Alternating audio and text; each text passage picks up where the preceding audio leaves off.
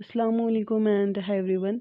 बच्चों, last lecture में हमने स्टार्ट किया था टाइप्स ऑफ क्रिस्टलाइन सॉलिड्स और मैंने ये बताया था आपको कि एक सॉलिड के अंदर जो कंस्टिट्यूएंट पार्टिकल्स हैं उसकी नेचर कैसी है और उन दो कंस्टिट्यूएंट पार्टिकल्स के बीच की जो फोर्स है उसकी नेचर कैसी है, उस पर डिपेंड करके जो क्रिस्टलाइन सॉलिड्स हैं वो चार तरह के होते हैं। नंबर वन, जैसे कि मैंने आपको बताया था, मॉलिक्यूलर सॉलिड, उसके बाद आयोनिक सॉलिड, कोवलेंट और मेटालिक, जिसमें से दो हमने डिस्कस कर लिए थे, मॉलिक्यूलर सॉलिड्स और ionic solids.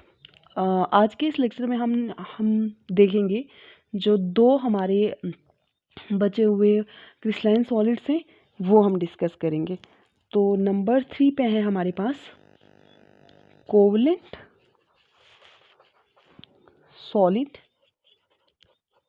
solids and number 4 is metallic solids। ठीक है, तो चलो वन बाय वन इन दोनों को लेते हैं। सबसे पहले हम देखते हैं कोवलेंट सॉलिड्स को। तो कोवलेंट सॉलिड्स के बीच हम दो ही चीज़ों की बात करते हैं। एक तो हम देखते हैं कि कंस्टिट्यूएंट पार्टिकल्स कौन से हैं, दूसरी फोर्स कैसी है। तो इनके अंदर जो कंस्टिट्यूएंट पार्टिकल्स हैं वो हैं एटम्स। ठीक है, अब एटम्स से हमने कोवलेंट को कैसे समझेंगे, देखिए। मान लो मेरे पास ये हाइड्रोजन है एक, और यहाँ पर एक क्लोरीन है। हाइड्रोजन को अपना डुप्लेट पूरा करना होता है, मतलब ये 2 इलेक्ट्रॉन लेके खुश रहता है। ठीक है, और इस क्लोरीन को, ये हैलोजन है तो इसको 8 इलेक्ट्रॉन अपना ऑक्टेट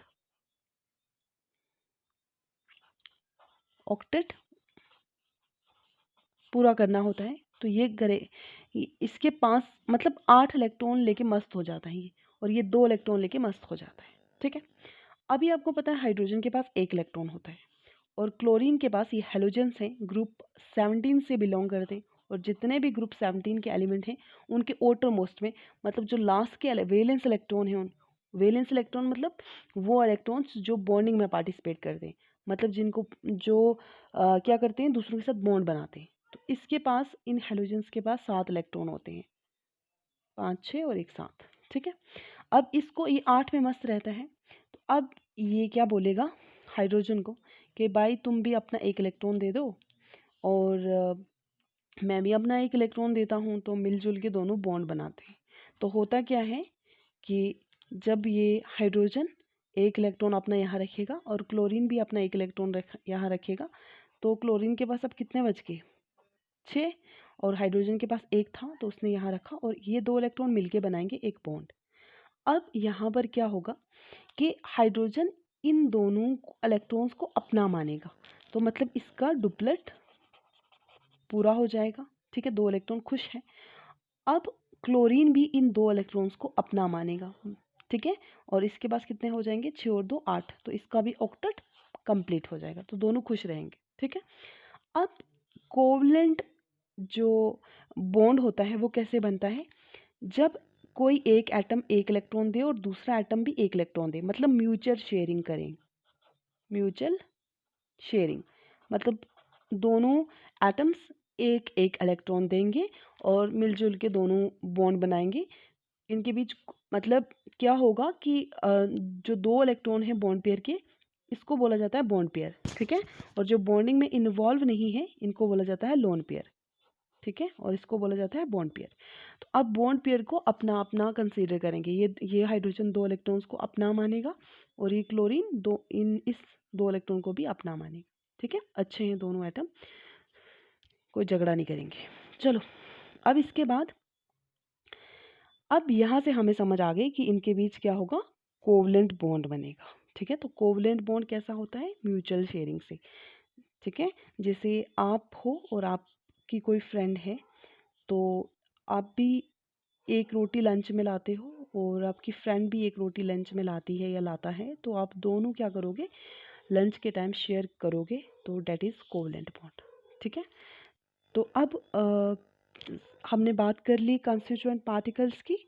कंस्टिट्यूएंट पार्टिकल्स एटम्स होते हैं, क्योंकि आयंस नहीं हो सकते यहाँ पर, क्योंकि आयंस इलेक्ट्रॉन एक पॉजिटिव होगा एक नेगेटिव होगा, तो नेगेटिव वाला ही दे पाएगा, पॉजिटिव के पास तो ऑलरेडी कमी है वो दे नहीं पाएगा। ठीक है, उसके बाद मॉलिक्यूल्स नहीं हो सकते, यहाँ पर सिर्फ क्या है, एटम्स है।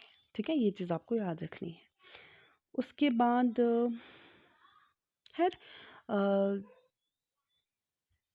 मॉलिक्यूल्स की भी आप बात कर सकते हैं, लेकिन यहाँ पर एक्चुअली में दो एटम ही होते हैं जो बॉन्ड बनाते हैं और एक एक इलेक्ट्रॉन देते हैं। ठीक है, फॉर एग्जाम्पल जैसे HCl, HBr, HI।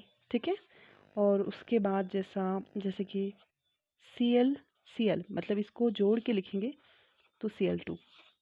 ठीक है, Br2, I2 एक्सेट्रा, बहुत सारे एग्जांपल्स हैं। ठीक है, अनगिनत। उसके बाद हमारे पास जो दूसरी टाइप है वो है मेटेलिक सॉलिड्स। ठीक है, चलो उसको भी ले लेते हैं हम। फोर्थ है हमारे पास मेटेलिक सॉलिड्स। देखो मेटेलिक सॉलिड्स में क्या होगा, आपको पता है, एक चीज़ मैं आपको क्लियर करते चलूँ। एस ब्लॉक है आपके सिलेबस में, आई डोंट नो कि आपने पढ़ा या नहीं पढ़ा। एस ब्लॉक में आपको पता है स्फेरिकल होता है ऐसा। ठीक है, एक ही डिब्बा होता है और इसमें 2 इलेक्ट्रॉन आते हैं। तो एस ब्लॉक में 2 ही ग्रुप होते हैं। नंबर 1 होता है एल्कली मेटल्स, नंबर 2 होता है एल्कलाइन अर्थ मेटल। ठीक है, इसमें जो लास्ट इलेक्ट्रॉन इंटर करता है 1s में, और इसमें जो लास्ट इलेक्ट्रॉन इंटर करता है वो 2s में करता है। ठीक है जी। अब यहाँ पर जो मेटल्स होते हैं ना, ये एल्कली और एल्कलाइन अर्थ मेटल, ये जो मेटल्स होते हैं, अब मेटल्स जो है ना, वो जितना इन पे पॉजिटिव चार्ज होगा उतने ये खुश रहते हैं। ठीक है, तो इनका इलेक्ट्रोपॉजिटिव नेचर होता है। मतलब ये अगर जितना इन पे पॉजिटिव चार्ज होगा उतने ये खुश बिंदास रहते हैं। तो मेटेलिक सॉलिड्स मतलब ऐसे सॉलिड होते हैं जिनके अंदर जो कंस्टिट्यूएंट पार्टिकल्स हैं वो पॉजिटिवली चार्ज आयंस हैं। Positively charged ions, positively charge मतलब प्लस का चार्ज होगा इनके ऊपर। ठीक है, तो इन पॉजिटिवली चार्ज कैटाइंस को बोला जाता है कर्नल्स। ठीक है, KERNELS। ठीक है, अब इन कर्नल्स को एक डिप्ट किया जाता है। डिप्ट का मतलब होता है डुबाना। किस में डिप्ट किया जाएगा, in the sea of electron, मतलब इलेक्ट्रॉन के समुद्र में। ठीक है, तो जो मेटेलिक बॉन्ड से आपस में जुड़े रहते हैं। ठीक है, जैसे यहाँ देखिए,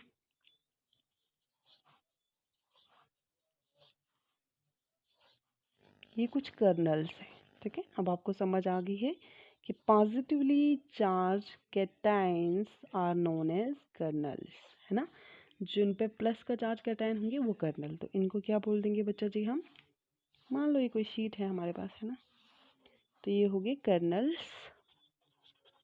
अब इसके बीच समुंदर है इलेक्ट्रॉन का। इलेक्ट्रॉन्स को केमिस्ट्री में ऐसे भी लिखते हैं, स्मॉल ही ऊपर ये माइनस का ऐसे, ये इलेक्ट्रॉन नेगेटिव चार्ज से भी रिप्रेजेंट हो गए कि इलेक्ट्रॉन। तो ये इलेक्ट्रॉन का सी है जहाँ पे ये डिप्ट हुए हुए। ठीक है,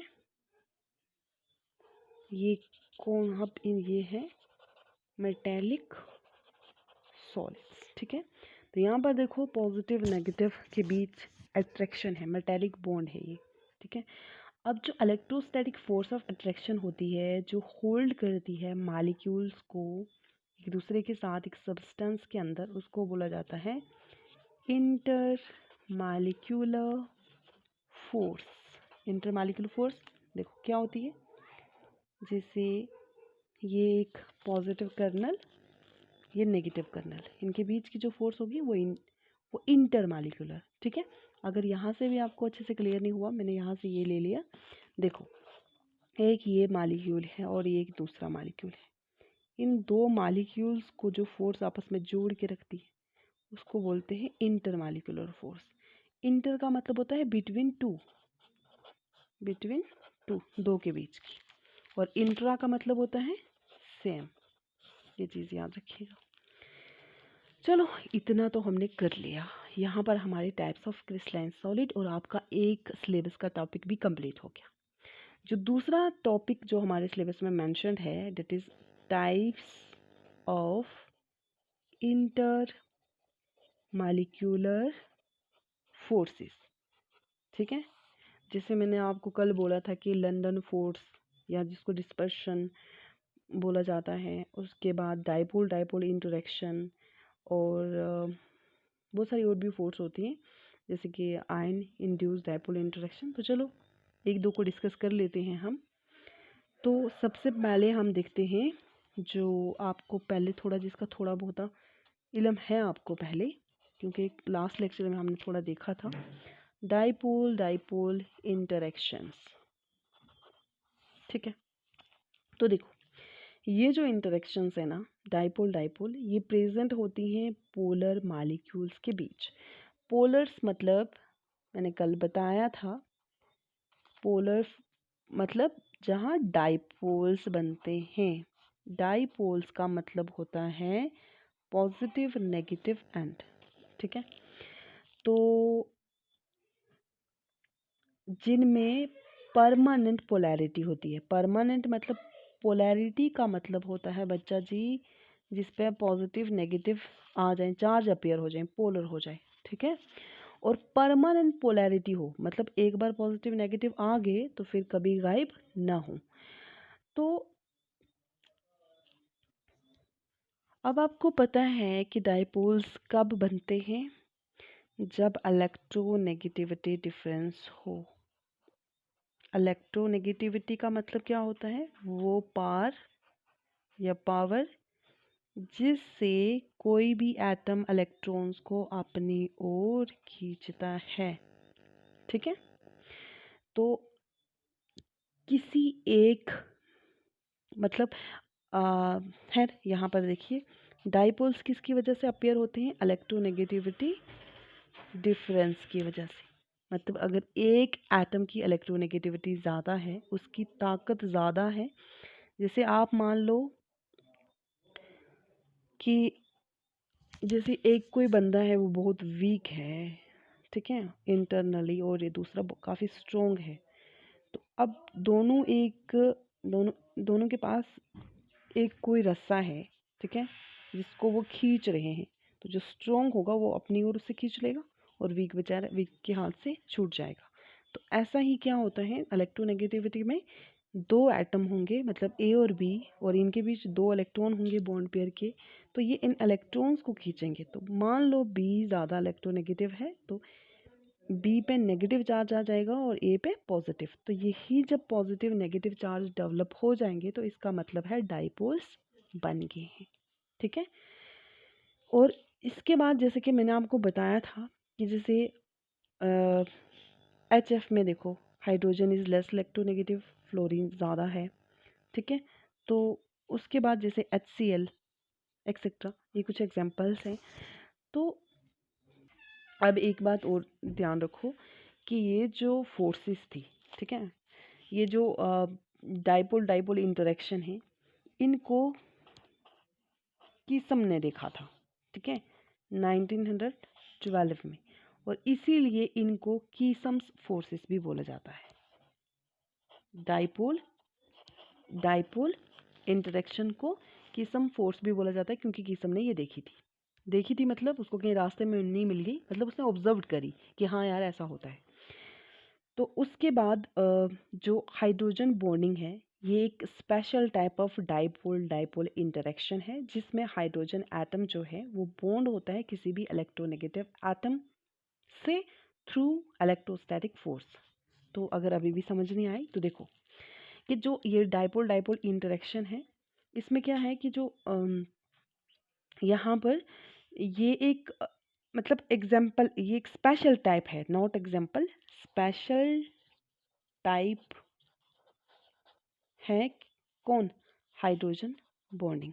अब कंफ्यूज नहीं होना, हाइड्रोजन बॉन्डिंग क्या होती है, हाइड्रोजन के पास होता है फोन, ठीक है, हाइड्रोजन ने अपना फ़ोन रखा हुआ एंड्राइड। मतलब ये कि हाइड्रोजन अगर ये ऐसी डॉटेड लाइन से एफ से जुड़ा है, हाइड्रोजन इन डॉटेड लाइन से O से जुड़ा है, हाइड्रोजन इन डॉटेड लाइन से N से जुड़ा है, फ्लोरीन F से फ्लोरीन, O से ऑक्सीजन, N से नाइट्रोजन और S से हाइड्रोजन।